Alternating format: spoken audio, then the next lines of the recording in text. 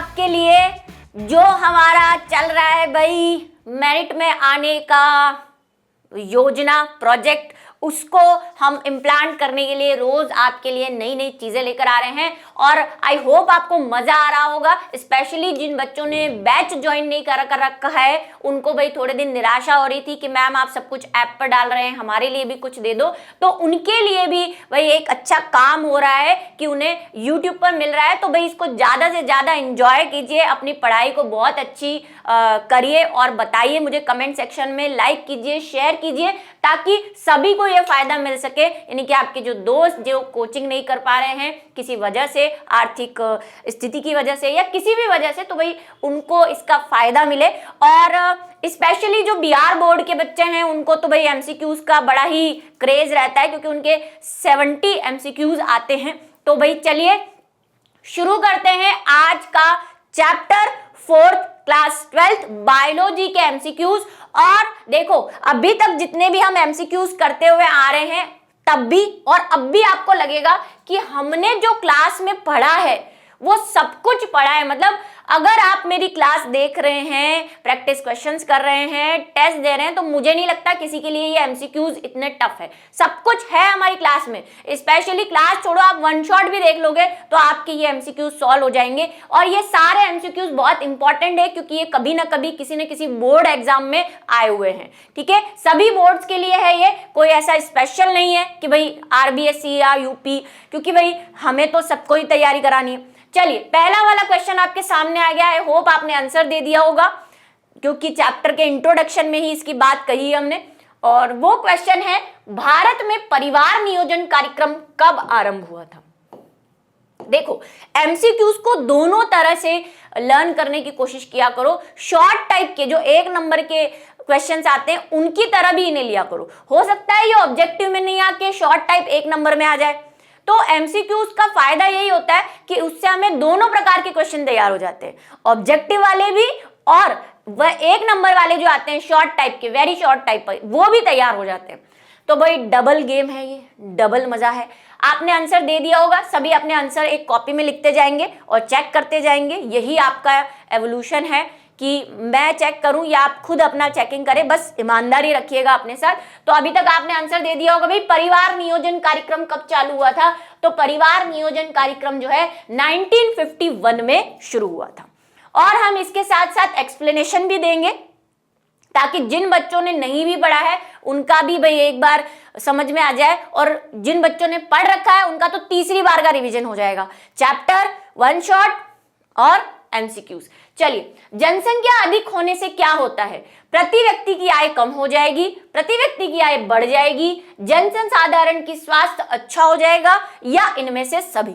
Simple सा है भाई, जनसंख्या बढ़ जाएगी तो क्या हो जाएगा? इसका आंसर तो सबका सही निकलना चाहिए और वो है प्रति व्यक्ति आय कम हो जाएगी। जितनी ज्यादा जनसंख्या होगी बेरोजगारी बढ़ जाएगी, कंपटीशन बढ़ेगा और हमारी प्रति व्यक्ति आय कम हो जाएगी, पैसा कम मिलेगा हमें। भाई जहां पे पहले 4 लोग इंटरव्यू देने आते थे, आज वहां 25 लोग इंटरव्यू देने आएंगे, तो भाई उनके पास चॉइस रहेगी कंपनी के पास कि जो सबसे कम सैलरी लेगा हम तो उसी को रखेंगे। तो भाई कम सैलरी मिल रही है ना, ठीक है, आय कम हो गई। नेक्स्ट है, जनन स्वास्थ्य के लिए क्या सावधानी की जरूरत है? अगर आप हेल्दी रिप्रोडक्शन हेल्थ के बारे में ही है ये चैप्टर, तो जनन स्वास्थ्य रखना चाहते हैं तो क्या करेंगे, क्या सावधानी रखेंगे? यौन संचारित रोगों से बचाव करेंगे, गर्भपात कराएंगे, गर्भवती का सुनिश्चित देखभाल करेंगे, या सभी करेंगे? तो हमने इस चैप्टर में कहा था कि जनन स्वास्थ्य का मतलब सिर्फ ये नहीं होता है कि आप रिप्रोडक्टिव हेल्थ का मतलब क्या है, सब कुछ चीजें जो हमने इस चैप्टर में पढ़ी है। क्या क्या पढ़ा है हमने यौन संचारित रोगों के बारे में पढ़ा है, हमने गर्भपात के बारे में भी पढ़ा है कि अगर आप प्रेग्नेंट नहीं होना चाहते हैं और हो गए हैं तो क्या करें, वो भी एक जनन स्वास्थ्य है, हेल्दी प्रेगनेंसी को कैसे रोकना है और गर्भवती की कैसे देखभाल करनी है अगर कोई लेडी प्रेग्नेंट है। तो ये सभी जो है वो जनन स्वास्थ्य के लिए आएंगे। ठीक है, नेक्स्ट है, उच्च मृत्यु दर के कारण जनसंख्या में तीव्र ह्रास क्या कहलाता है? जब आपकी क्या होगा भाई, मृत्यु दर बहुत बढ़ जाए, मतलब लोग जो हैं वो बहुत मर रहे हैं, तो क्या होगा, जनसंख्या में क्या फर्क पड़ेगा, क्या कमी आएगी? जो कमी आ गई उसको क्या कहेंगे? जनसंख्या घनत्व, जनसंख्या अवनवपन, जनसंख्या विस्फोट या उपरोक्त सभी। देखो, जनसंख्या विस्फोट तो कब कहेंगे? जब जनसंख्या बहुत बढ़ जाए। घनत्व हम किसे कहते हैं? इकाई क्षेत्र में, एक निश्चित क्षेत्र में पाए जाने वाली जनसंख्या की संख्या को घनत्व कहते हैं। यहाँ तो हम कमी की बात करें, और कमी को एक और वर्ड कहते हैं हिंदी में, और वो है अवनपन। अब देखो, ऐसे हिंदी वाले भयानक शब्द आ जाते हैं, तो इसको भी आप ध्यान रखें। वैसे अगर आप थोड़ा सा कॉमन सेंस लगाएंगे तो आप आंसर ढूंढ लेंगे। ठीक है, नेक्स्ट की बात करें। नेक्स्ट है, प्रथम मानव जनसंख्या विस्फोट का कारण हुआ। क्या कारण था जब हमारा देश जो है, आपको कहा था भयंकर वाली जनसंख्या हो गई थी? डाटा पढ़ा था हमने, वो डाटा भी याद रखना है आपको, इंपॉर्टेंट डाटा है वो।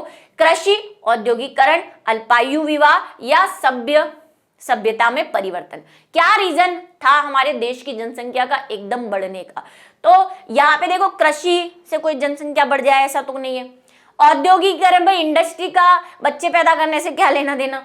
अल्प आयु विवाह, ये लेना देना था, क्योंकि पुराने जमाने में हम बाल विवाह करा देते थे। ठीक है, और अभी भी कई जगहों पे करवाते हैं, जो कि बिल्कुल ही गैर कानूनी है। ठीक है, तो अल्प आयु, आप छोटी आयु में अगर विवाह करवा दोगे, शादी करवा दोगे, तो लड़की की जो रिप्रोडक्शन क्षमता है, कैपेसिटी है, रिप्रोडक्टिव कैपेसिटी, वो तो हम कहते हैं मेंस्ट्रुअल साइकिल शुरू होते ही हो जाती है। यानी कि एक गर्ल की अगर हम बात करें तो भाई वो 13 या 14 साल से ही क्या हो जाती है, रेडी हो जाती है प्रेग्नेंट होने के लिए। अगर आप उसकी 13-14 साल में शादी करवा दोगे तो भाई उसका पूरा जीवन पड़ा है, बच्चे पैदा होंगे। और गाँवों में तो भाई वो होता भी नहीं है कि हम कोई प्रिकॉशन ले रहे हैं या कोई कॉन्डम वगैरह इस्तेमाल कर रहे हैं। वो तो भाई बच्चे जो हैं पैदा होने देते, 4-4, 5-5 बच्चे कम उम्र में, उससे उसकी हेल्थ पे भी प्रभाव पड़ेगा, प्लस जनसंख्या भी बढ़ेगी। तो ये रीजन था अल्पायु विवाह, यानी कि कम आयु में शादी करवा देना। नेक्स्ट है, जनसंख्या अधिक होने से क्या होगा? आय में कमी, जमीन में कमी, खनिज पदार्थ की कमी या इनमें से सभी। तो भाई जनसंख्या के क्या क्या दुष्प्रभाव थे ये हमने पढ़े थे। एक तो आय में कमी हो जाएगी, जमीन में कमी, लोग रहेंगे कहाँ, जमीन जितनी है उतनी ही है। ठीक है, और खनिज पदार्थ में कमी, हम जितनी ज्यादा जनसंख्या होगी हम प्राकृतिक संसाधनों का उतना ही उपयोग करेंगे, रिसोर्सेस उतने ही चाहिए हमें, तो हम उतने ही मिनरल्स जमीन में से खोदेंगे, पेट्रोल डीजल, भाई ये सारी चीजें क्या हो जाएंगी, कम होने लग जाएंगी। तो सारे ही ऑप्शन क्या है यहाँ पे सही है। नेक्स्ट की बात करें अगर हम, तो परिवार नियोजन के लिए शुक्रवाही को काट कर बांधने की विधि को क्या कहते हैं? शुक्रवाही मतलब वासा डिफरेंस, वासा डिफरेंस को काट देते हैं भाई, उसको क्या कहते हैं? याद आ रहा है कुछ? यहाँ पे हमारा एपिडिडाइमिस और यहाँ से शुक्रवाही की निकलती है, पीछे जाती है ना, शुक्राशय में, मूत्राशय के पीछे होके, तो हमने कहा था यहां से काट दिया जाता है। इसको क्या कहते हैं? ट्यूबेक्टोमी, ओवरेक्टोसी, वेसेक्टोमी या कैस्ट्रेक्टोमी, क्या कहते हैं इसको? फिर से एक बार पिछले चैप्टर की तरह इंग्लिश वाले वर्ड्स को ध्यान रखें, क्योंकि इस तरह के क्वेश्चन मैंने बिहार बोर्ड में बहुत देखे हैं कि उन्होंने ऑप्शंस को इंग्लिश में लिखा है। पिछले वाले चैप्टर के आपने एमसीक्यूज देखे थे, देखा था कितना सब कुछ इंग्लिश में लिखा हुआ था। और ये बिहार बोर्ड के जो मॉडल पेपर आए हैं, पिछले कुछ मॉडल पेपर अगर हम देखें, वहां पे इसी तरह के ऑब्जेक्टिव में इंग्लिश लिखी हुई है। तो भाई रेडी रहिए अपने आप को, आपको तैयार कर रही हूं मैं बोर्ड के लिए, मतलब एक भी नहीं तो एक भी नहीं। बायो में तो नंबर नहीं कटना चाहिए भाई, मेरी और आपकी मेहनत का सवाल है, इज्जत का सवाल है हमारी। देखो केमिस्ट्री फिजिक्स में मानती हूँ थोड़ी सी टफ होती है, तो मेहनत तो आपको उसमें भी करनी पड़ेगी और प्रैक्टिस उसमें भी करनी पड़ेगी। लेकिन भाई आपके पास 2 महीने हैं बच्चों, है ना। मैंने नवंबर में सिलेबस खत्म कर दिया अपने वादे के मुताबिक। अब आपकी बारी है मुझे फीडबैक देने की। मैं तैयारी करवा रही हूँ अपनी तरीके से, कुछ तैयारी आपको भी करनी है भाई। 100% मैं अपना दे रही हूँ, 100% आप अपना देंगे। बायो में तो मुझे 100 में से 100 नंबर चाहिए, मैं मतलब उससे कम तो मुझे गवारा ही नहीं है, ठीक है, गवारा ही नहीं है, मुझे चाहिए। मुझे ये रिटर्न गिफ्ट आप समझ लो कि क्या कहते हैं भाई, गुरु दक्षिणा। एक मेरी बच्ची है भाई मृत्युंजय, अगर वो मुझे सुन रही हैं, वो बड़ा ही कहती है मुझे गुरु मैया और मैं आपके घर पे आके रहूंगी, है ना। तो भाई सुन रहे हैं सब, जो भी मेरे बैच के बच्चे हैं स्पेशली, जिनके नाम मुझे पता है, मृत्युंजय, संगीता, है ना, ये सारे, और जो है एक लड़का भी एक्चुअली नाम उज्जवल, है ना, उजाला, ये जितने भी बच्चे हैं, वे सबके नाम नहीं ले सकती। अब नाराज मत हो जाना कि मैम आपने हमारा नाम नहीं लिया, है ना, ऐसे नाराज नहीं होना। अंजलि, तो भाई बिल्कुल आपको मुझे सेटिस्फाई करना पड़ेगा। देखो 100 नहीं तो 98 सही, लेकिन मुझे एक बार 100 की कोशिश चाहिए। बिल्कुल आपको तैयार हो जाना है। हमारे पास 2 महीने कम नहीं होते, 2 महीने। रोज एक चैप्टर रिवाइज करो, रोज एक चैप्टर बायो का आपको रिवाइज करना है। तो कितनी बार रिवीजन कर सकते हो? बहुत बार रिवीजन कर सकते हो, बहुत बार। सीरीज ये रखो, सबसे पहले चैप्टर पढ़ो, फिर मतलब वो लेक्चर लो, उसके बाद उसका वन शॉट देखो। अगर लेक्चर आप 2-3 बार देख चुके हो, वन शॉट देखो। वन शॉट देखने के बाद टेस्ट जो हमने डाला हुआ है वो टेस्ट दो, उसके बाद प्रैक्टिस क्वेश्चंस करो। अब ये यहाँ पे बच्चे सोचते हैं मैम वो नीट के क्वेश्चन है। नहीं बेटा, नीट के क्वेश्चन भी आ जाते हैं कई बार ऐसे एग्जाम में, वो करो। उसके बाद एमसीक्यूज करो भाई, इन एमसीक्यूज को भी आप टेस्ट की तरह लो। भाई आपको क्यों आंसर देखना है? जितना टाइम मैंने आपको दिया है आप अपना चेक कर सकते हो। मैं ऐसा तो है नहीं आंसर ले कर रही हूँ, टिक कर रही हूँ। मैं थोड़ा सा बीच में इसीलिए टाइम वेस्ट करती हूँ कि आप तब तक अपना आंसर सेटिस्फाई हो जाए, ताकि आप चेकिंग कर सके। पॉज कर दो ज़्यादा से ज़्यादा वीडियो को, ठीक है, चेक करो। इस तरह से तैयारी करोगे ना, मज़ा आ जाएगा। मॉडल पेपर ला ही रहे, और भी करवाएंगे, चिंता मत करो। चलो, तो भाई ये आज का क्या था? ज्ञान, है ना, मोटिवेशन जिसको आप कहते हो। हालांकि मैंने पहले भी बच्चों को कहा है कि कोई आपको मोटिवेट नहीं कर सकता, आप खुद अपने आप को मोटिवेट जाए। इसलिए मैं ज़्यादा ऐसे ज्ञान बरसाती नहीं हूँ लोगों पे। मुझे लगता है कि कोई भी इंसान को कोई मोटिवेट नहीं कर सकता, वो खुद ही मोटिवेट हो सकता है अपने आप से। ये सच है, ये साइकोलॉजी का फैक्ट है। ये आते हैं ना फालतू के मोटिवेशनल वीडियो यूट्यूब पे, कोई जरूरत नहीं है। आप अपने आप को खुद मोटिवेट करो, कोई आपको मोटिवेट नहीं कर सकता। आपके मम्मी पापा दिन भर आपको कहते रहते हैं, आप उनसे मोटिवेट क्यों नहीं होते? वो भी तो यही कहते हैं पढ़ो पढ़ो पढ़ो। वो यूट्यूब वाला भी यही कह रहा है पढ़ो। उनसे मोटिवेट हो रहे हो आप, मम्मी पापा से मोटिवेट नहीं करना है। वो आपको डांट लग रही है, वो तो भाई हमें गालियां दे रहे हैं, ऐसा समझ रहे हो आप, है ना। तो हमें क्या, हम ऐसे बुद्धू किस्म के लोग हैं। हमें क्या ऐसे हो जाता है, अच्छा मोटिवेशन लिखा हुआ है मतलब उसी वीडियो से हम मोटिवेट होंगे। लेकिन उस वीडियो से आप मोटिवेट क्यों हो रहे हो? क्योंकि आप खुद चाह रहे हो कि आप मोटिवेट होना चाहते हो। इसलिए अगर आप ये सोच लो कि मैं अपनी मम्मी की बात से मोटिवेट होंगी, तो आपकी मम्मी अगर एक बार कह देगी ना बच्चा पढ़ लो, तो वो मोटिवेशन आपको कहाँ से कहाँ तक पहुँचा सकता है। इस बात को ध्यान रखना। कोई आपको, मैंने आज तक अपनी ज़िंदगी में कोई मोटिवेशनल वीडियो नहीं देखा। बहुत सारे उतार चढ़ाव आए मेरी ज़िंदगी में, आते हैं, सबकी लाइफ में आते हैं, पढ़ाई से रिलेटेड भी, बहुत सारी चीज़ों को लेकर। लेकिन मैंने कभी किसी का मोटिवेशन वीडियो नहीं सुना, ना मैं आज सुनती हूँ, ठीक है। मैं खुद ही अपने आप में सेल्फ मोटिवेटेड हूँ भाई, मेरे को किसी की ज़रूरत नहीं है मोटिवेशन के लिए। तो भाई यहाँ पे आप देख रहे हो, मैंने आपको याद करवाया था, देखो ट्यूब वाला है, तो ट्यूब मैंने कहा था फैलोपियन ट्यूब। तो फैलोपियन ट्यूब को ट्यूब कहते हैं, तो फैलोपियन ट्यूब को कहते हैं। तो ये तो हो गया फैलोपियन वाला हिस्सा, यानी कि फीमेल का। तो बचा क्या? वैसेक्टोमी, ठीक है, क्योंकि इसको देखो क्या कह रहे हैं, वासा डिफरेंस कह रहे हैं। वासा शब्द आ रहा है, वैसे वासा, तो भाई ऐसे याद कर सकते हो, ये तो फीमेल में है और ये मेल में। चलो, आज का ज्ञान संपन्न। अब आगे की तरफ बढ़ते हैं। जन्म दर नियंत्रण की विधि कौन सी है? गिफ्ट, IVF, ET, UCD और ICCI। बताओ भाई कौन सी है? भाई एक एक को एक्सप्लेन करूंगी मैं। ये तो है गिफ्ट। गिफ्ट में क्या होता है भाई? गैमिट वाली है भाई। ये हमने क्या कहा था? Gamete intrafallopian transfer. इसमें तो हम क्या करते हैं, जो लेडी का जो यूट्रस होता है, अगर वो प्रेगनेंसी गेन नहीं कर पाता तो हम सरोगेट मदर का यूज करते हैं। वो वाली विधि थी, पूरी तो मैं एक्सप्लेन नहीं करूंगी, बहुत टाइम चला जाएगा। ये तो भाई बच्चा पैदा करने की है, हमसे पूछा है जन्म दर नियंत्रित करने की विधि पूछी है, मतलब गर्भ निरोधक युक्ति पूछी है ना, कॉन्ट्रासेप्टिव विधि पूछी है। IVF भी यही है, टेस्ट ट्यूब बेबी। ICI भी यही है, सीमन डाला जाता है इसके अंदर, है ना, सेल डायरेक्टली मेल से सीमन लेके एग के अंदर डाला जाता है। तो ये तीनों तो जन्म को बढ़ाने की है, समस्या को दूर करने की है। IUCAD जिसमें हमने कॉपर टी पढ़ी थी, याद है कॉपर टी के 3 प्रकार पढ़े थे, वो होती है आईयूडी। इसको मैंने कहा था आईयूडी भी कहते हैं और आईयूसीडीएस भी कहते हैं, ठीक है। इंट्रा यूटेराइन डिवाइस भी कहते हैं और इंट्रा यूटेराइन कॉन्ट्रासेप्टिव डिवाइस भी कहते हैं। तो भाई कंफ्यूज मत हो जाना।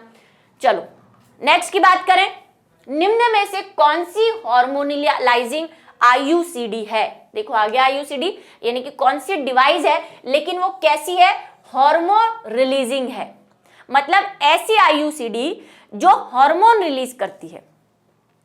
लुपिस लूप, सारे नाम आपने क्लास में पढ़े, कुछ भी नया नहीं है। लुपिस लूप, मल्टीलोडेड 375, सीयूटी और LNG20। बताओ एक्सप्लेनेशन। देखो हमने 3 प्रकार की आईयूसीडी पढ़ी थी। एक हमने पढ़ी थी प्लास्टिक आईयूसीडी, क्या थी भाई, इंट्रा यूटेराइन डिवाइस, जिसमें हमने कॉपर टी जो है मेन पढ़ा था, ठीक है। प्लास्टिक वाली पढ़ी थी पहली।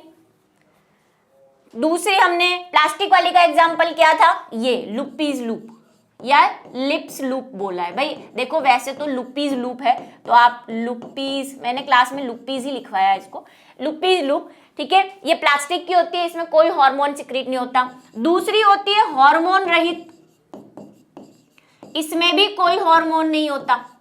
इसका एग्जाम्पल क्या है, जो यहाँ पे 2 दे रखे हैं, एक तो सीयूटी कॉपर टी, ये कॉपर रिलीज करती है जिसकी वजह से स्पर्म जो है वो गति करके वहां जा नहीं पाते हैं। और दूसरा हमने देखा था ये मल्टी लोडेड, मैंने कहा था गन डिग डिग डिग डिग डिग सारे स्पर्म को मार देगा कॉपर रिलीज करके, ये भी कॉपर रिलीज करता है, ये कॉपर टी का ही एग्जाम्पल है ना। यहाँ पे आएगा नहीं भाई, समझ गए। तीसरी हमने देखी थी हार्मोनल वाली, अब तो आपको आंसर मिल गया होगा। हार्मोनल यानी कि हार्मोन रिलीज करने वाली, उसमें हमने एक तो ये देखी थी LNG, ये हार्मोन रिलीज करती है, प्रोजेस्टेरोन एस्ट्रोजन, है ना। और एक और क्या नाम था, प्रोजेस्टाट, अभी भी लिख लो अगर क्लास नहीं देखी है तो भाई हार्मोनल रिलीज में कौन सी है, LNG। ऐसे क्वेश्चंस आते हैं भाई, है ना। और बिहार यूपी सबके मॉडल पेपर में से मैंने ये क्वेश्चन ढूंढ के लाई हूं, बहुत मेहनत लगी है, ऐसे नहीं बने, ठीक है। नेक्स्ट, मॉर्निंग आफ्टर पिल से गर्भधारण को रोका जा सकता है यदि इसे डैश घंटों के अंदर लिया जाए। बस सवाल को घुमाया है।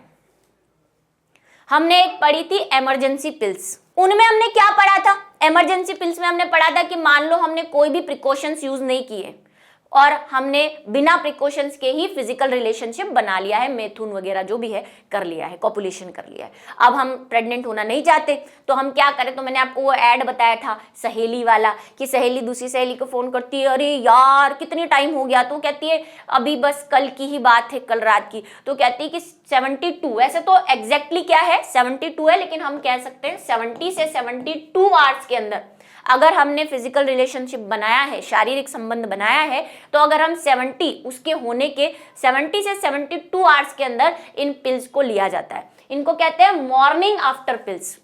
ये नया नाम है, वैसे मैंने क्लास में बताया है, लेकिन फिर भी इनको इमरजेंसी पिल्स भी कहते हैं। ये भी नाम याद करो, इमरजेंसी पिल्स, ठीक है। ये कब ली जाती है, जब हम कोई प्रिकॉशन लिए बिना फिजिकल रिलेशनशिप बना लेते हैं और फिर बाद में इसको लिया जाता है, ठीक है। तो ये कब कारगर होती है, जब इसको 70 से 72, मेनली तो 72 आवर्स ही है, 72 घंटे के अंदर इसको लेना होता है, वरना ये कारगर साबित नहीं होती, फिर आप प्रेग्नेंट हो जाएंगे, ठीक है। तो डी आंसर रहेगा इसका। नेक्स्ट बात करते हैं। देखो मैं एक्सप्लेनेशन इसलिए दे रही हूं कि जो बच्चे पढ़े ही नहीं है चैप्टर को या मेरी क्लास नहीं पढ़े, तो कम से कम उन्हें भी थोड़ा सा रिलैक्स कि हाँ चलो एमसीक्यूज कर रहे हैं, साथ में चैप्टर भी रिवाइज हो रहा है। नहीं तो मैं भी डायरेक्ट टिक कर सकती हूँ, इसका आंसर ये चलो, इसका आंसर ये चलो, ऐसे कर सकती हूँ, लेकिन मैं आपको अच्छी क्वालिटी दे रही हूँ। मेरा हमेशा से ये कॉन्सेप्ट है कि आप मेरी क्लास में आए हैं तो कम से कम अपना कॉन्सेप्ट क्लियर करके जाए। जन्म दर नियंत्रण के लिए कौन सी रासायनिक विधि उपयोग में लाई जाती है, condom, lube, jelly cream, diaphragm. सब क्लास में पढ़ा है हमने, कुछ भी एक्स्ट्रा नहीं है। आज देखना आप, जन्म दर नियंत्रण के लिए कौन सी आप क्या यूज करोगे भाई, रासायनिक विधि बोल रहा है। रासायनिक विधि में हमने क्या कॉन्डम पढ़ा था, नहीं, ये तो भौतिक विधि है, यांत्रिक विधि है, लगाया जाता है ये, तो इसमें रासायन सिक्रीट नहीं होते। डायफ्राम, फीमेल कॉन्डम होता है जो, इसमें भी कोई रसायन सिक्रीट नहीं होता। लूप, जो अभी हमने 3 पढ़े, कॉपर टी वगैरह, ये लूप वगैरह, इसमें भी कोई रासायन सिक्रीट नहीं होते। ये लुपीज लूप की बात कर रहा है, वो तो प्लास्टिक का होता है। जेली क्रीम हमने देखी थी, जो हमने कहा था स्पर्मिसाइडल क्रीम है, ये शुक्राणुओं को मार देती है। और हमने इनके साथ भी देखा था कि अगर आप डायफ्राम या जो कप है वो यूज करते हैं, फीमेल कप, तो आपको वहां पे स्पर्मिसाइडल क्रीम लगानी पड़ेगी, क्योंकि वो अकेले कारगर सिद्ध नहीं होती। इसी को हम जेली क्रीम भी कह रहे थे। तो भाई क्रीम एक रसायन होगा, ऑब्वियसली थोड़ा सा दिमाग लगाओगे आप तो। नेक्स्ट की बात करें, निम्नलिखित में से कौन सी यांत्रिक तकनीक है गर्भाशय रोकने के लिए तथा आईयूसीडी के लिए है? बताओ, यांत्रिक विधि पूछ रहा है, यांत्रिक तकनीक है गर्भधारण रोकने के लिए और आईयूसीडी भी है, मतलब कि वही डिवाइस है, intra uterine contraceptive device. Copper T, सम्मिश्र गोली, फॉर्म, अबॉर्टेंट गोली। अबॉर्टेंट गोली क्या होती है? वही इमरजेंसी पिल्स जिसको मैंने कहा, ठीक है, इमरजेंसी वाली जो 72 आवर्स के अंदर ली जाती है। भाई ये तो यांत्रिक विधि पूछ रहा है। अभी थोड़ी देर इससे पहले वाले क्वेश्चन में मैंने बोला यांत्रिक विधि में कौन आता है, जहां पे कोई डिवाइस लगाया जाता है, ठीक है, जैसे कॉन्डम वगैरह। तो अभी यहाँ क्या है? कोई डिवाइस। देखो, फॉर्म तो रासायन है, गोली भी केमिकल है, गोली फिर केमिकल है, कॉपर टी एक क्या है? डिवाइस है। आईयूसीडी, जो भी आप बोले। नेक्स्ट है, निम्नलिखित में से कौन सी यांत्रिक तकनीक ग्रीवा के ऊपर गर्भाशय के लिए लगाया जाता है? Diaphragm, condom, loop, copper T. क्या लगाया जाता है भाई ग्रीवा के ऊपर? ये भी यांत्रिक पूछ रहा है। जो हमारी यूट्रस है, ये यूट्रस में सर्विक्स है, तो ये कह रहा है सर्विक्स के ऊपर क्या लगाते हो आप, है ना, इस जगह पे, यहां पे लगाया जाता है, इस जगह पे क्या लगाया जाता है? डायफ्राम, कॉन्डम, लूप या कॉपर टी। तो ग्रीवा पे क्या लगाया जाता है? कॉपर टी तो अंदर डाली जाती है, यूट्रस में डाली जाती है कॉपर टी तो, ठीक है। लूप जो होता है वो भी कॉपर टी है, एक तरह की मीन्स वही आईयूसीडी है, उसको भी एक प्लास्टिक वाली होती है बस। कॉन्डम तो मेल लगाते हैं, ठीक है। ये ग्रीवा बोल रहा है, मतलब फीमेल के लगाने की बात बोल रहा है, तो डायफ्राम लगाया जाता है, ठीक है। ऐसे वाला डायफ्राम देखा था हमने, कप देखा था, फीमेल कॉन्डम देखा था, अगर आपको याद हो तो, है ना, फोटोज भी बताए थे आपको क्लास के अंदर। गर्भ निरोधक गोली में निहित प्रोजेस्टेरोन से क्या तात्पर्य है? जिन्होंने मेरे से लेक्चर नहीं लिया है वो वन शॉट देख सकते हैं, वन शॉट से भी ये सारी चीजें कवर हो जाएगी, ठीक है। वन शॉट डला हुआ है ऑलरेडी चैप्टर नंबर 4 का। नेक्स्ट की बात करें अगर हम, गर्भ निरोधक गोली में निहित प्रोजेस्टेरोन से क्या तात्पर्य होता है? ये प्रोजेस्टेरोन गर्भ निरोधक गोलियों में क्यों डाला जाता है भाई? पहला, अंडोत्सर्ग को रोकना, निषेचन को रोकना, युग्मनज के इम्प्लांटेशन को रोकना और क्लीवेज को रोकना। क्या करने के लिए करते हैं?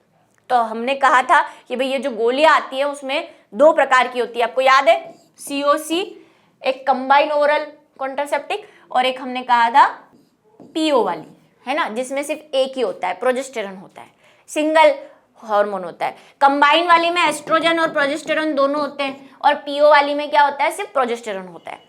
तो कोई भी डालो, कंबाइन वाली लो या प्रोजेस्टेरोन। ये कह रहा है भाई प्रोजेस्टेरोन क्यों डाला जाता है? तो मैंने आपसे कहा था, आप सोचेंगे प्रोजेस्टेरोन तो हमारे लिए अच्छा है, उसको डालने से गर्भ निरोधक कैसे होगा? तो मैंने आपको ये बताया था कि हर हार्मोन का हमारे शरीर में एक लेवल होता है, हर पॉइंट होता है कि इस हार्मोन की इस जगह पे जरूरत है। भाई प्रोजेस्टेरोन की जरूरत कहाँ होती है? जब निषेचन हो जाता है और कार्पस ल्यूटियम बनता है, तब उसकी जरूरत होती है प्रेगनेंसी को बनाए रखने के लिए। अगर उससे पहले, जहां पे उसकी जरूरत नहीं है, आप एक्स्ट्रा प्रोजेस्टेरोन शरीर में दोगे तो वो आपको नुकसान पहुंचाता है। प्रोजेस्टेरोन क्या करता है? तो मैंने आपसे कहा था, वो गर्भाशय में श्लेष्मा जमा देता है ना, म्यूकस जेली जैसा बना देता है। मैंने कहा था वो स्विमिंग पूल में जेली जम गई है तो फिर स्पर्म तैर नहीं पाते, तो यार तैरने की बात नहीं है ऑप्शन के अंदर। फिर क्या होता है? दूसरा क्या साइड इफेक्ट करता है ये क्या करेगा? अगर मान लो निषेचन हो भी गया है तो ये इसका दूसरा काम क्या होता है प्रोजेस्टेरोन का? ये गर्भाशय की भित्ति को पतला कर देगा अगर समय से पहले चला गया। तो भाई गर्भाशय की भित्ति अगर है ही नहीं तो ये इम्प्लांटेशन कहाँ होगा? इम्प्लांटेशन के लिए गर्भाशय की भित्ति मोटी होनी चाहिए, तभी इम्प्लांटेशन होता है। ये इसको पतला कर देता है। तो भाई ये क्या करेगा, युग्मनज के इम्प्लांटेशन को रोकेगा। ठीक है, अंडोत्सर्ग तो एस्ट्रोजन और एफएसएच और एलएचएस की जिम्मेदारियां हैं। अगर एस्ट्रोजन दे दोगे, जैसे ये वाली गोली दी आपने, एस्ट्रोजन ज्यादा दे दोगे तो अंडोत्सर्ग नहीं होगा। ठीक है, निषेचन भी नहीं होगा, ये एस्ट्रोजन के कामों में आता है। चलिए नेक्स्ट की बात करें।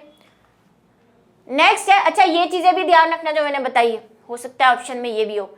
एक गर्भ निरोधक गोली अंडोत्सर्जन को किस प्रकार से रोकती है? कैसे एक गर्भ, अभी मैंने कहा गर्भ निरोधक गोली में 2 प्रकार की होती है, या तो उसमें केवल प्रोजेस्टेरॉन होगा या एस्ट्रोजन या प्रोजेस्टेरॉन होगा। तो उसमें ऐसा क्या होता है, मतलब इन हार्मोन को देने से ऐसा क्या होगा जिससे कि गर्भधारण नहीं होगा? फैलोपियन ट्यूब को अवरुद्ध कर देगी, मतलब फैलोपियन ट्यूब में कोई प्लग लगा देगी या उसको पचका देगी जिससे कि निषेचन नहीं हो, ऐसा तो कुछ हमने नहीं पढ़ा था। एफएसएच और एलएचएस के स्रवण को रोक देगी। अब वही ऐसा मैंने डायग्राम बनाया था, कहा था एफएसएच और एलएचएस जो है निकलते हैं और अंडोत्सर्ग में एलएचएस की मात्रा बहुत ज्यादा होती है और इनका जानी दुश्मन कौन होता है? इनका जानी दुश्मन होता है एस्ट्रोजन। अगर आप बगैर टाइम के एस्ट्रोजन दे दोगे जहां पे नहीं चाहिए तो क्या हो जाता है, अंडोत्सर्ग नहीं होता, फॉलिकल्स नहीं बनते। ये एफएसएच क्या करता है, फॉलिकल बनाता है। एलएच क्या करता है, अंडोत्सर्ग को करता है। अंडोत्सर्ग में सहायक होता है एलएच। अंडोत्सर्ग का जिम्मेदार हार्मोन कौन है? एलएच है। ये बात हमने पिछले एमसीक्यूज में भी की थी चैप्टर 3 के। तो भाई अगर एलएच को कम कर दोगे, क्योंकि यही कह रहा है भाई अंडोत्सर्ग नहीं हो पाएगा। क्यों नहीं हो पाएगा? क्योंकि एलएच नहीं है और एलएच के साथ एफएसएच भी कम हो जाएगा तो फॉलिकल भी नहीं बनेगा।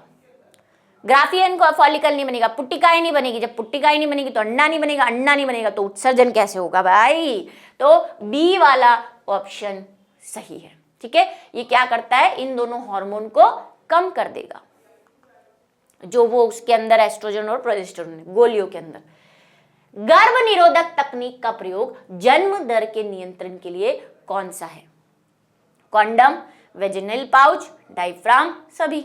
बताओ भाई, इजी है, कोई दिक्कत? सीधा लगा दूं भाई, सारी आप यूज करते हो, कॉन्डम भी यूज करते हो, वेजिनल पाउच भी, डायफ्राम भी, सभी। ये वेजिनल पाउच में भाई फीमेल कॉन्डम, कप, ये सब आ जाते हैं। ठीक है, इसलिए एक नाम और ध्यान में रख लें। नेक्स्ट की तरफ बढ़ते हैं।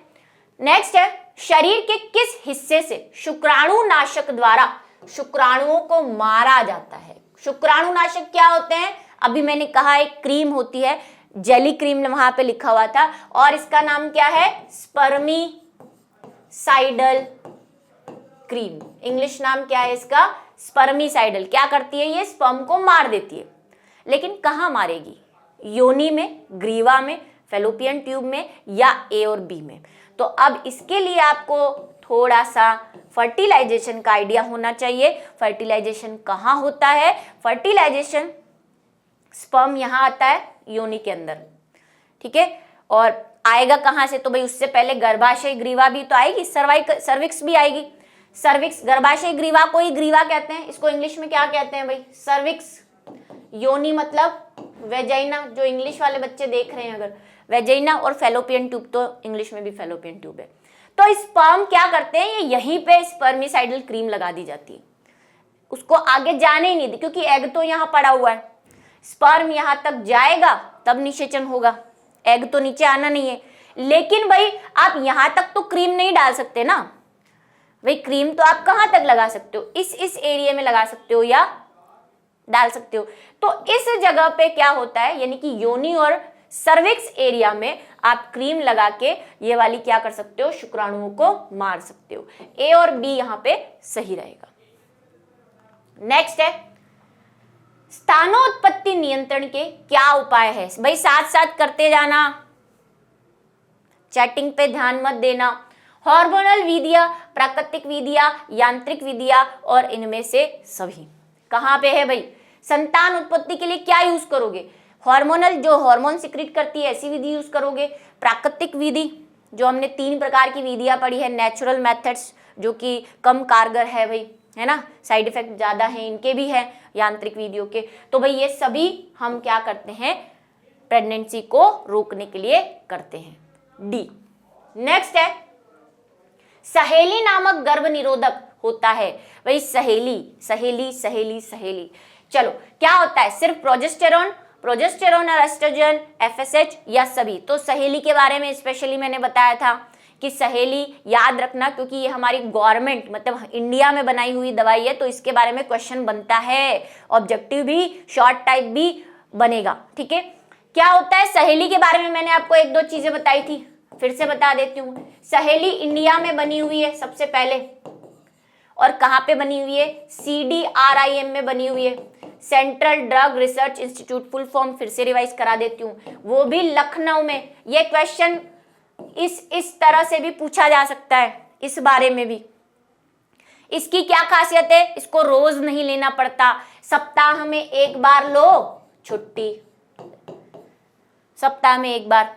ठीक है, इसके साइड इफेक्ट कम है, इसमें स्टेरॉइड्स नहीं है, स्टेरॉइड्स नहीं है इसमें। अगर कोई हार्मोन है तो वो कौन सा है? सिर्फ प्रोजेस्टेरॉन। ठीक है, एक ही बात करेंगे हम, स्टेरॉइड्स कम है और या फिर है ही नहीं, ऐसा बोल सकते हैं। प्रोजेस्टेरॉन इसका मेन कंपोनेंट है। ठीक है, चलो और एक नाम मैंने आपको बताया था यहाँ पे, जब सहेली का फोटो बताया था, लेवा प्रोजेस्टेरॉन, है ना, वो नाम लिखा हुआ था गोली के ऊपर, उस हार्मोन को याद रखें, प्रोजेस्टेरॉन, लेवा प्रोजेस्टेरॉन, भाई प्रोजेस्टेरॉन है इसके अंदर। ठीक है, नेक्स्ट की बात करें, जनन नियंत्रण के लिए हार्मोनल गर्भ निरोधक गोली प्रयुक्त की जाती है। हार्मोनल वाले पूछ रहा है, मालाडी, हाई एन, सहेली या सभी? तो भाई सहेली में भी हार्मोन है प्रोजेस्टेरॉन। हाई इन आपने क्लास के अंदर नहीं पढ़ा है, लेकिन थोड़ा सा ये वाला मैंने आपको बताया, ये वाला मैंने आपको बताया, तो ऑप्शन रह ही क्या जाता है भाई? अगर इनमें से कोई ऑप्शन तो है ही नहीं, सभी ही है, तो भाई तीसरा ये हाई इन भी एक टैबलेट है, तो डी ऑप्शन आपका सही रहेगा। ये सारी हार्मोनल है, हार्मोन रहता है इसके अंदर, गोलियों के अंदर। नेक्स्ट है निषेचन रोकने के लिए शल्य विधि यानी कि सर्जरी, काटापाटी को क्या कहते हैं? वेसेक्टोमी, ट्यूबेक्टोमी, MTP या AB? MTP की फुल फॉर्म क्या है भाई? Medical termination of pregnancy, medical termination of pregnancy. ठीक है, मेडिकल टर्मिनेशन ऑफ प्रेगनेंसी में तो भाई प्रेग्नेंट होने के बाद बच्चा गिराने वाली चीज हो जाती है। ठीक है, ये दोनों रोकने के पहले, प्रेग्नेंट होने के पहले की बातें हैं, तो शल्य क्रिया वाला सर्जरी मेथड ये दोनों है। वेसेक्टोमी मेल में की जाती है, क्वेश्चन आ चुका है पहले, और ये फीमेल में होती है। ठीक है, नेक्स्ट की बात करें अब। नेक्स्ट है सहेली जो कि मादा, देखो वैसे तो मैंने सारा डिटेल दे दिया है, अब तो आप बता देंगे। सहेली जो कि मादा गर्भ निरोधक पुटिका या गोली है। अब ये पुटिका का एक और नाम याद रख लो भाई, गोली प्रयोग की जाती है रोजाना, साप्ताहिक, तिमाही या मासिक। अब भी जस्ट थोड़ी देर पहले, अगर आप गायब हो गए थे क्लास से तो नहीं दे पाओगे, अगर आपने देखा है कंटिन्यूअसली तो आप बता पाओगे कि इससे पहले एक क्वेश्चन पहले हमने बात की है कि सहेली को वीक में एक बार लेना होता है, साप्ताहिक है। नेक्स्ट की बात करें, जन्म नियंत्रण की सर्वाधिक उपयुक्त विधि कौन सी है? तो हमने बात की थी, इतने सारे मेथड पढ़े हमने, और सारे मेथड में हमने कहा था सबसे बेस्ट मेथड कौन सा है? सर्जिकल मेथड, जहां पे ट्यूबेक्टोमी या वेसेक्टोमी कराई जाती है। ठीक है, जिसको हमने हिंदी में क्या कहा था भाई? हिंदी में हमने उसको क्या बोला था? नर बंध्यता और स्त्री बंध्यता। ठीक है, गर्भपात, मुखीय वीर्यसेचन या बंदीकरण। तो भाई बंदीकरण कहा था, बंदीकरण के अंदर हम कहते हैं परमानेंट हो जाता है ये, है ना, ट्यूबेक्टोमी और वेसेक्टोमी। अभी इससे पहले वाले क्वेश्चन में भी बात की, हमने कहा था कि इसका एक ही साइड इफेक्ट है कि परमानेंट आप क्या हो जाएंगे भाई? बंद हो जाएंगे, आप कभी पेरेंट्स नहीं बन पाएंगे, है ना, ये परमानेंट सॉल्यूशन है। इसी विधि को पूछ ले आपसे स्थायी विधि कौन सी है, तब भी आपका आंसर यही रहेगा। ठीक है, परमानेंट है ये। नेक्स्ट की बात करें अगर हम, तो हम कहते हैं कि केंद्रीय औषधि अनुसंधान संस्थान द्वारा कौन सी गर्भ निरोधक गोली तैयार की गई है? मालाडी, संयुक्त गोली, सहेली, निरोध। बताओ। दे देंगे आंसर? बिल्कुल दे देंगे मैम, इतना भी हम भुलक्कड़ नहीं है कि आप अभी बताओ अभी भूल जाए। अभी थोड़ी देर पहले बात की मैंने कि सहेली CDRI ने बनाई है, सेंट्रल केंद्रीय ड्रग औषधि रिसर्च अनुसंधान इंस्टीट्यूट संस्थान, यही इसका हिंदी नाम है CDRI। अभी अगर आप जागे नहीं हैं तो चैन से एग्जाम देना है तो जाग जाओ कि इसी को हिंदी में क्या बोलते हैं, केंद्रीय औषधि अनुसंधान संस्थान। CDRI ने बनाई थी और कहाँ है ये, लखनऊ में। फिर से एक बार लिख देती हूं, ठीक है। कौन सी बनाई थी, सहेली। चलो आ जाओ, नेक्स्ट है निम्न में से कौन सी जन्म नियंत्रण की प्राकृतिक विधि नहीं है। प्राकृतिक पूछ रहा है भाई, नेचुरल मेथड कौन सा नहीं है, बाहर स्खलन, आवधिक संयम, वेसेक्टोमी, स्तनपान। सबके इंग्लिश लिख देती हूं।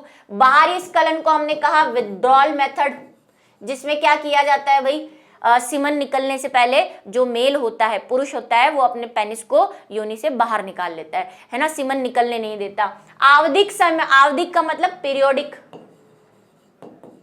पीरियोडिक जिसमें हम क्या करते हैं भाई, मेंस्ट्रुअल साइकिल का ध्यान रखते हैं। हमने कहा था कि 10 से 17 दिन जो होते हैं वो सबसे डेंजरस होते हैं, इस टाइम फर्टिलाइजेशन सबसे ज्यादा होने के चांसेस होते हैं। तो पहले के 10 दिन सेफ पीरियड कहे जाते हैं, 17 के बाद के पीरियड भी सेफ पीरियड कहे जाते हैं। उस दौरान आप फिजिकल रिलेशनशिप बना सकते हैं, बट 10 से 17 के बीच आप कोई शारीरिक संबंध नहीं बनाएंगे, ठीक है।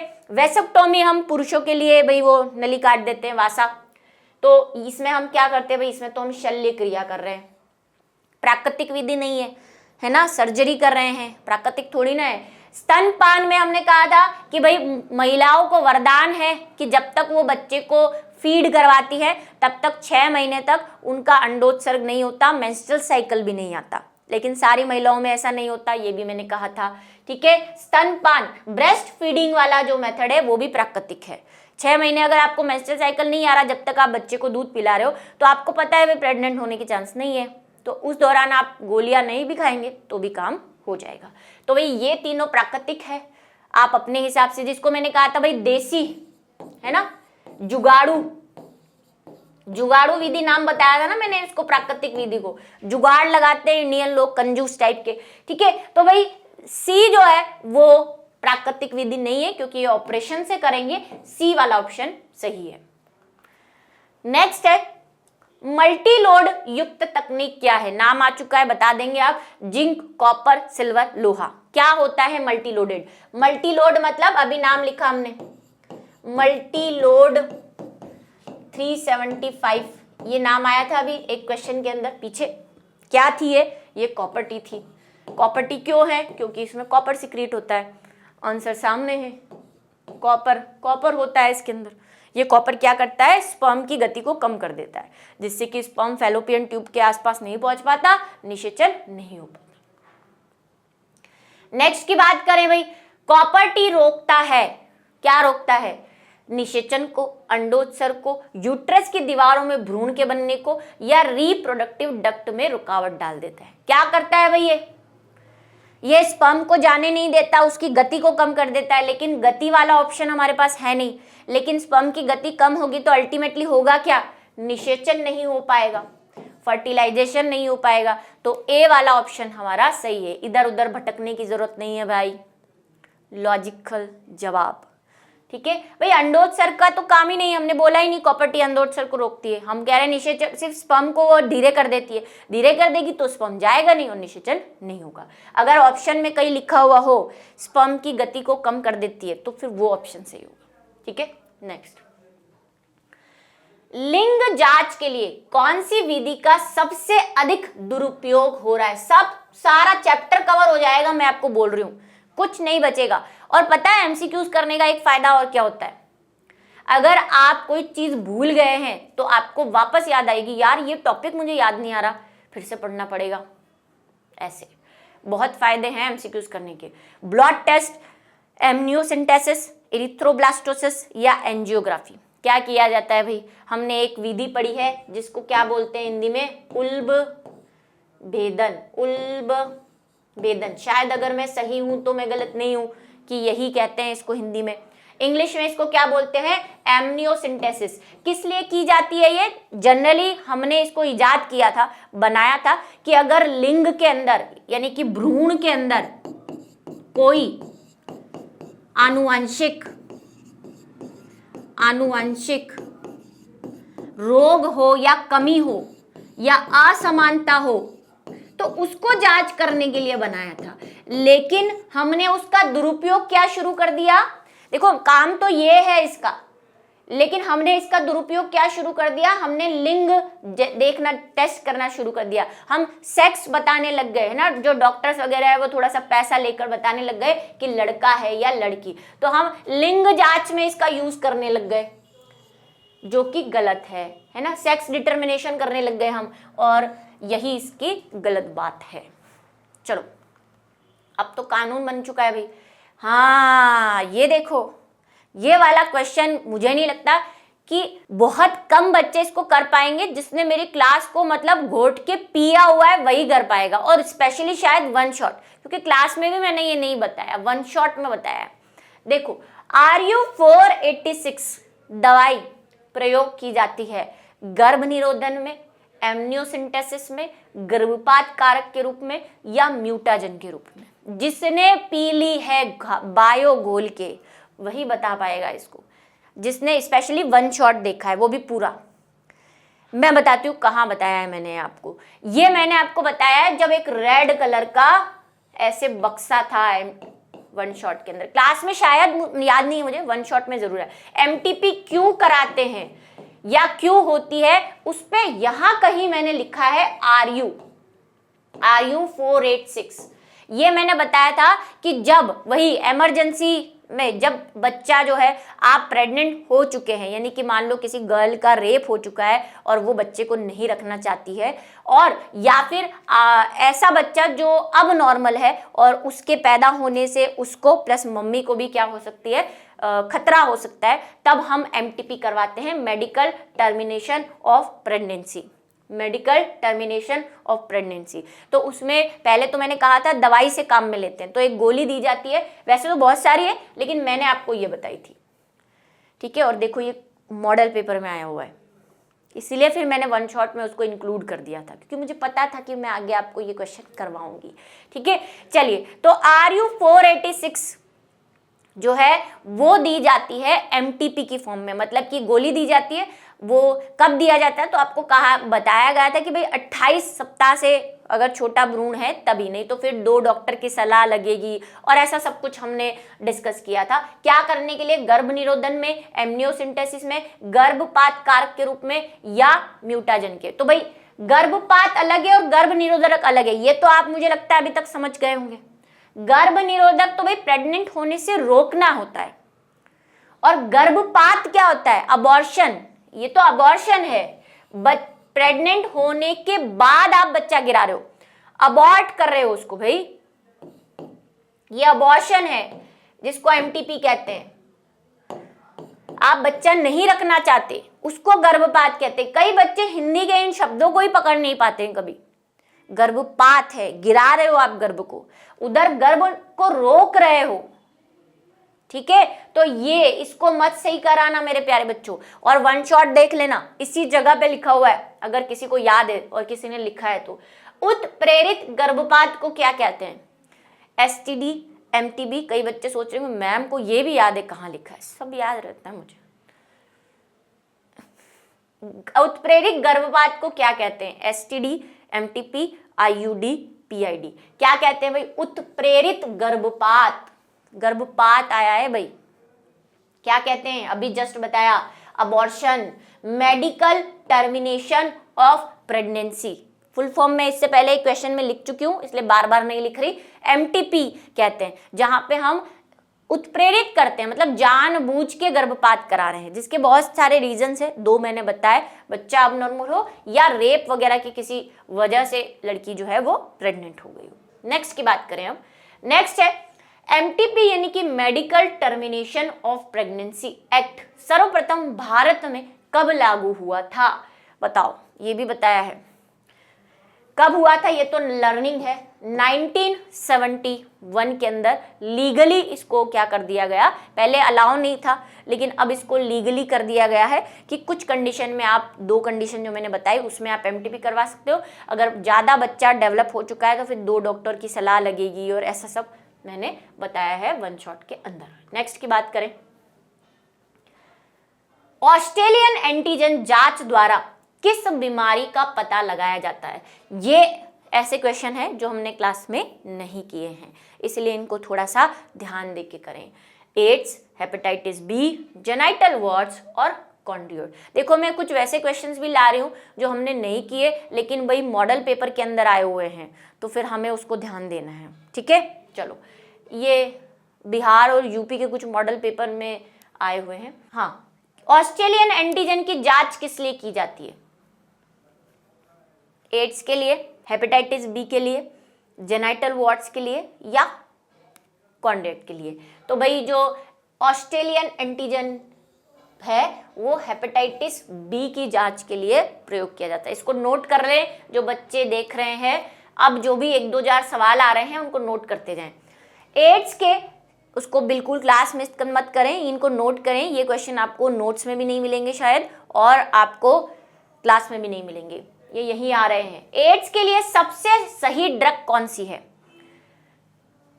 एसाइक्लोवियर, डाइडेनोसिन, जिडोव्यूडिन और टेट्रासाइक्लिन। तो भाई एड्स के लिए जिडोव्यूडिन जरूरी है। अब इस क्वेश्चन को 1 नंबर में पूछ सकते हैं, एड्स के लिए एक दवाई का या दवाई का, उपचारित दवाई का नाम बताओ। तो भाई याद कर लेना इसको। नेक्स्ट की बात करें फिर से, कैंडियोसिस का कारण क्या है? कैंडियोसिस का कारण क्या है? प्यूबिक लाइस, योनी ईस्ट, पिनवॉर्म या जेंट अमीबा। तो कैंडियोसिस क्या है? मैंने आपको एक टेबल बताई थी, दोनों में, क्लास में भी बताई थी। यहाँ पे हमने जो यौन संचारित रोग है, एसटीडी, सेक्सुअल ट्रांसमिटेड डिजीज, ठीक है, उनकी एक टेबल याद आ रही हो आपको, ऐसे बनवाई है। उसमें मैंने कहा था ऐसे तो बहुत सारी बीमारियां हैं लेकिन जिन पे अभी तक सवाल पूछे हुए हैं मैं आपको वही बता रही हूँ। ये कहा था मैंने, 1 शॉट में भी कहा है, क्लास में भी कहा है। उसमें हमने ये डिजीज नहीं लिखी क्योंकि ये कहीं आई नहीं है, लेकिन मॉडल पेपर के अंदर है। तो भाई प्लीज इसको एक बार और देख ले। योनी ईस्ट यानी कि कैंडिडिटा जो है वो फैलाता है, देखो याद हो जाएगा, कैंडिडिटा, पर इसका हिंदी नेम भी याद कर लेना। हो सकता है आपको ब्रैकेट में ये ना दिया हो, ठीक है। योनी ईस्ट बीमारी है और उसका कारण है, ठीक है। उन्हीं में से आ रहा है भाई, नर में एड्रोपोज किसके समतुल्य होता है? एड्रोपोज किसके समतुल्य होता है? हो सकता है आपको ये वर्ड भी दिखे, एंड्रोपोज क्या होता है ये भी हमने क्लास में नहीं पढ़ा है, तो इसको नोट कर ले। देखो जैसे फीमेल्स में मेनोपोज होता है, क्या होता है मेनोपोज? मेनोपोज क्या होता है भाई? जब फीमेल में मेंस्ट्रुअल साइकिल बंद हो जाता है। और ये मेंस्ट्रुअल साइकिल बंद होना किस बात का द्योतक है कि अब वो इस जीवन में प्रेग्नेंट नहीं हो सकती है ना। अंड जो है, एग अब बनना बंद हो गए, 45 के आसपास हम मानते हैं। ऐसा ही मेल्स में भी होता है कभी कभी, हमेशा नहीं होता। और ये जनरली कहा जाता है कि मेल्स में 30 के बाद होता है, सब में होता है ऐसा जरूरी नहीं है। और कई मेल्स ऐसे होते हैं जिनमें 30 के पहले यानी कि छोटी उम्र में भी होने लग जाता है, तो इसको कई बार एज अ डिजीज भी गिना जाता है, ठीक है। सब में नहीं होता, मैं फिर से कह रही हूं। तो ऐसा कहा गया है कि ये जो एंड्रोपोज है ये फीमेल के मेनोपोज के समान है, ठीक है, मिलता जुलता है, क्योंकि इसमें भी यही हो रहा है भाई, रुक जाता है मेंस्ट्रुअल साइकिल, बंद हो जाता है और फिर वो एग नहीं बन रहा, मतलब कि अब वो जीवन में जो प्रेग्नेंट नहीं हो पाएगी। पुरुषों में क्या होता है? पुरुषों में टेस्टोस्टेरोन हार्मोन कम होने लग जाता है और उसकी सेक्सुअल एबिलिटी यानी कि सेक्स करने की जो क्षमता है वो भी कम हो जाती है। हो सकता है बाल वाल, इसके सारे सिम्टम्स है ये, गंजापन आने लग जाता है, बाल गिरने लग जाते हैं, ऐसा आपने पुरुषों में जनरली देखा होगा। उसकी थिंकिंग मतलब वो वीक भी हो जाता है, सब तरफ से बिल्कुल बॉडी भी वीक हो जाती है ना, सिमन बनना कम हो जाता है, ये सारी चीज़ें होती है। लेकिन मैं फिर से कहूँगी सब में नहीं होता। तो ये कह रहा है किसके समतुल्य है? अभी जस्ट मैंने कहा कि ये फीमेल मेनोपोज के समतुल्य है। जैसे फीमेल में मेनोपोज होता है, पुरुषों में एंड्रोपोज या एड्रोपोज होता है। ठीक है, नेक्स्ट, ये भी हमने क्लास में नहीं किया। अब शायद हमने सारी चीजें क्लास के अंदर की हुई, नहीं ये भी नहीं किया। हमने एक्चुअली बीमारी पढ़ी है और बीमारी के कारण पढ़े हैं, कुछ के टेस्ट हमने नहीं पढ़े और उपचार भी नहीं पढ़े। तो वो उपचार वाले टेस्ट वाले क्वेश्चंस आप यहाँ से देख लें। स्पेशली बच्चे, सिफिलिस के लिए सबसे उपयुक्त जांच है ELISA, PCR, VDRL, DNA hybridization. क्या है भाई? तो सिफिलिस के लिए क्या किया जाता है? वीडीआरएल किया जाता है। वीडीआरएल की फुल फॉर्म में बता रही हूं, आप इसे लिख लें। क्या है? Venereal disease research laboratory test. Venereal disease research laboratory test किसके लिए करते हैं? ये सिफिलिस के लिए करते हैं। प्लीज इसे नोट कर ले। नेक्स्ट है पॉलीमरेज चेन रिएक्शन, पीसीआर की जांच के लिए उपयुक्त है genital herpes, malaria, small pox, measles. मैंने कहा था उसी टाइम, मैंने कह दिया था बीच में से क्लास में से मत जाना, क्योंकि वो क्वेश्चन आ रहे हैं जो हमने क्लास में नहीं किए हैं। ठीक है भाई, पॉलीमरेज चेन रिएक्शन के बारे में तो आप पढ़े होंगे। ये किसके लिए टेस्ट कर सकते हैं? ऐसे तो ये और भी डिजीज के लिए किया जाता है, लेकिन यहाँ पे जो ऑप्शंस हैं, एड्स के लिए भी करते हैं जनरली, कोरोना के लिए आपने सुना है भाई, कोरोना से गुजर के आए हैं, लेकिन यहाँ पे जो ऑप्शन है उसके लिए है जेनाइटल हर्पिस। जेनाइटल हर्पिस के लिए पीसीआर किया जाता है। भाई पीसीआर क्या है? हम बहुत सारे डीएनए के कॉपीज बना लेते हैं, तो अगर छोटी भी मात्रा में और कोई ऐसा वहाँ पे जीन या डीएनए है वायरस का, तो वो जल्दी पकड़ में आ जाएगा, वरना वो जब मल्टीप्लाई होगा, उसके लक्षण दिखेंगे, तब पकड़ में आएगा। यहाँ पे हम पीसीआर कर लेंगे तो हमारे पास डीएनए की बहुत सारी कॉपी हो जाएगी, तो वो बैक्टीरिया के जीन भी कॉपी होंगे और वो जल्दी पकड़ में आ जाएंगे। ठीक है, जेनाइटल हर्पिस के लिए। नेक्स्ट है गोनोरिया। क्या है? बैक्टीरियल रोग, यौन रोग, एसटीडी या सभी। ये अब देखो वही टेबल है, एसटीडी हमने पढ़े हैं, गोनोरिया का नाम भी हमने पढ़ा है, गोनोरिया डिजीज के बारे में पढ़ा था। तो भाई ये बैक्टीरियल है, यौन है या एसटीडी है? तो ये बैक्टीरिया से होती है। मैंने आपसे कहा था, एक उसी टेबल में बताया था कि कौन सी वायरस से होती है, कौन सी बैक्टीरिया से होती है, वहीं से सवाल है। ये सभी, ये बैक्टीरियल डिजीज है, यौन रोग है, और इसीलिए इसको एसटीडी कहते हैं, सेक्सुअल ट्रांसमिट डिजीज, मतलब कि सेक्सुअल रिलेशनशिप के साथ भी ये क्या होती है? ट्रांसफर होती है। नेक्स्ट की बात करें हम, गोनोरिया एंड सिफिलिस कहाँ सबसे अधिक पाया जाता है? अफ्रीकन देशों में, यूरोपियन देशों में, पूरे विश्व में या एशियन देशों में? तो गोनोरिया और सिफिलिस जो है हम कहते हैं कि अफ्रीकन देशों में ज्यादा जो है पाया जाता है। ठीक है, नेक्स्ट, निम्न में से कौन सा यौन संक्रमित रोग है? टाइफाइड, टिटनस, लेप्रोसोई या हेपेटाइटिस बी। बस वही टेबल, वो टेबल आप लर्न कर लेना। देखो उससे 2-3 क्वेश्चन हम अलग लेके आए, बाकी उस टेबल में सब आ जाएगा। भाई यौन संचरित रोगों में हमने उस टेबल में बात की थी हेपेटाइटिस बी की। ठीक है, हेपेटाइटिस बी एक एसटीडी है, यौन संचरित रोग है भाई। ठीक है, लेप्रोसी नहीं है, टिटनस नहीं है, टाइफाइड नहीं है, ये सेक्सुअली ट्रांसमिट नहीं होते। नेक्स्ट की बात करें, ये भी उसी टेबल का सवाल है। जेनाइटल वॉर्ट्स एक विषाणु जनित रोग है जो इससे होता है। अगर आपको सबके याद है तो आप इसको कर लेंगे। देखो, क्लेमाइडो ट्रैकोमेटिस से क्या होता है?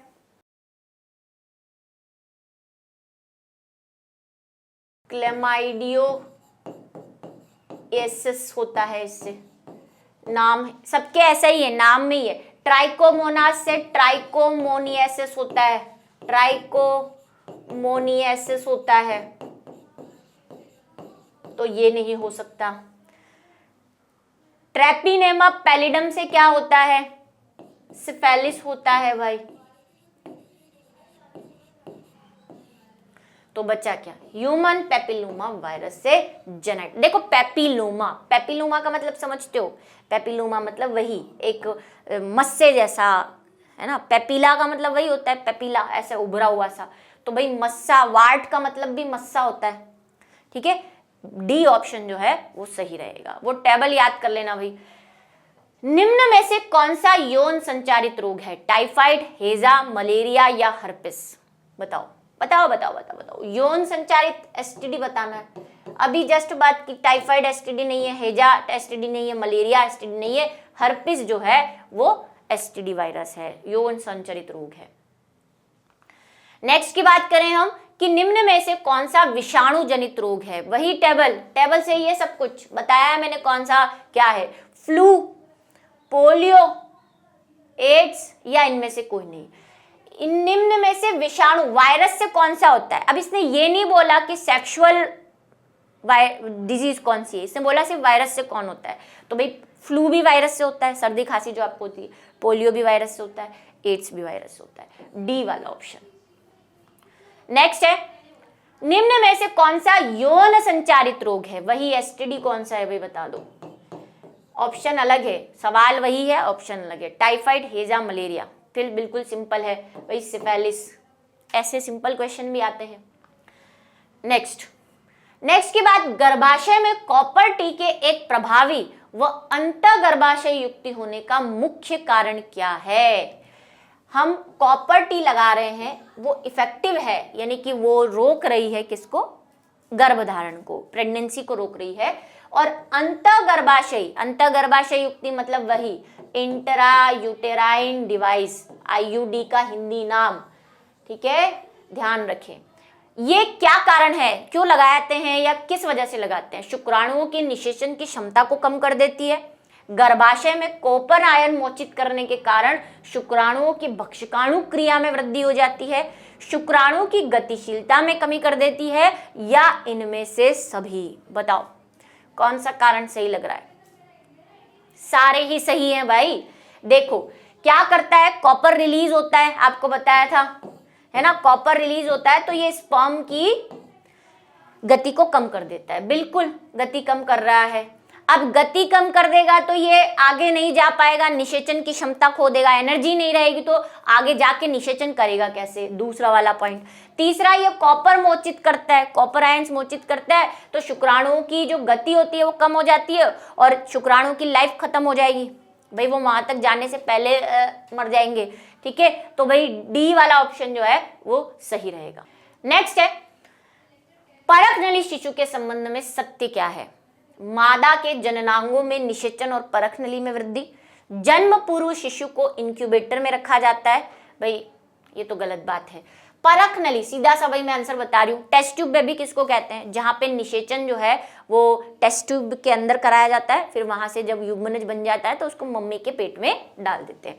तो भाई जो मादा के जननांग में निषेचन और परखनली में वृद्धि करते हैं, क्या जननांगों से बाहर निषेचन और गर्भाशय में परिवर्धन, ये वाली लाइन सही है ना, जननांगों से बाहर परखनली में निषेचन करवा रहे हैं फिर उसको गर्भाशय के अंदर डाल रहे हैं, तो सी वाला, इसको सही मत कर देना भाई।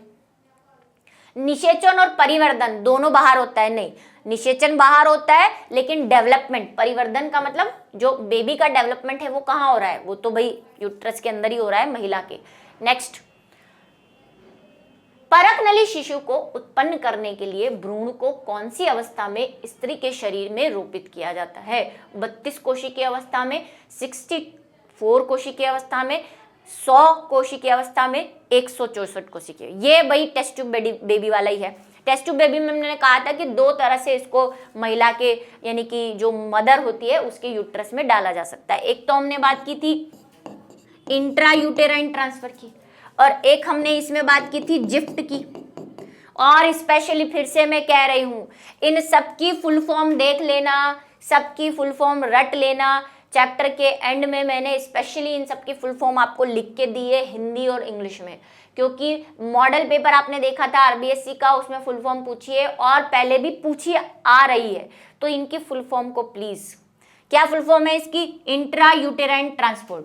तो भाई uterus, uterine means uterus, uterus में डाल रहे हैं इसमें, ठीक है, इसमें कहां डाल रहे हैं, यूट्रस के अंदर डाल रहे हैं। तो दो सिचुएशन हमने देखी थी, और ये कहां डाल रहे हैं, ये जाइगोट इंट्राफेलोपियन ट्रांसफर, ठीक है, जाइगोट को उठा के मतलब निषेचन के बाद टेस्ट ट्यूब में से जाइगोट को उठा के फेलोपियन में डाल रहे हैं। यहाँ पे यूट्रस में डाल रहे हैं, यहाँ पे फेलोपियन में डाल रहे हैं। तो भाई फेलोपियन ऊपर होता है, जब फेलोपियन में युग्मनज होगा तो उसकी अवस्था कम होती है। तो हमने कहा था कि अगर 8 से 16 अवस्था में है युग्मनज, तब तो उसको फेलोपियन के अंदर डालेंगे। लेकिन 16 से 32 अवस्था में है तो फिर हमें उसे यूट्रस के अंदर डालना पड़ेगा।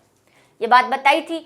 अब यहाँ पे देखो 8 से 16 वाला केस तो है ही नहीं, 32 कोशिकीय अवस्था में डालने के लिए बोल रहा है। और यहाँ पे कुछ दिया नहीं है वैसा कि यूट्रस में डालना है या कहाँ डालना है, तो भाई ऑप्शन के हिसाब से हमारा आंसर 32 होना चाहिए। ठीक, समझ गए। नेक्स्ट, युग्मनज में कौन सी एक विधि गर्भ निरोधक की नहीं है? भाई जो नहीं कर रही है, कॉन्डम, ऑक्सीटोसिन, वेसोप्रेसिन के संयोजन से, लाइप्स लूप के, या ट्यूबेक्टोमी। कौन सी है जिसमें हम प्रेगनेंसी को रोकने के लिए यूज नहीं कर रहे हैं? भाई ट्यूबेक्टोमी यूज कर रहे हो, लूपीज लूप प्लास्टिक वाली, कॉन्डम यूज कर रहे हो, ये नहीं है भाई। ऑक्सीटोसिन और वेसोप्रेसिन तो अलग ही कहानी है, कहानी ही अलग है ये तो। ऑक्सीटोसिन और वेसोप्रेसिन तो कहाँ आता है भाई? एड्रिनल ग्लैंड से आते हैं भाई। और ऑक्सीटोसिन तो डिलीवरी के वक्त आता है ना। वेसोप्रेसिन तो यूरिन से रिलेटेड है, इनका भाई कहाँ क्या काम है यहाँ पे? वेसोप्रेसिन तो भाई वो यूरिन डाइल्यूशन और उसमें काम आता है एड्रिनल ग्लैंड के। ये दोनों का काम ही नहीं है, रोल ही नहीं है प्रेगनेंसी के अंदर, मतलब रोकने के अंदर। ठीक है, चलिए नेक्स्ट सी वाला, ये बहुत अच्छा क्वेश्चन था मेरे हिसाब से। नेक्स्ट है, निम्न में से कौन सा गलत सुमेलित है? गलत वाला बताना है भाई। IUI, सबकी फुल फॉर्म भी रिवाइज कर लो साथ साथ। IUI मतलब इंट्रा यूटेराइन इंसेमिनेशन। ठीक है, एक होता है IUT जो अभी हम इससे पहले देख के आए हैं।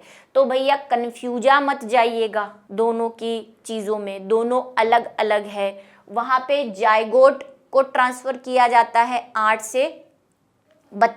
16 से 32 अवस्था में, ये अलग विधि है।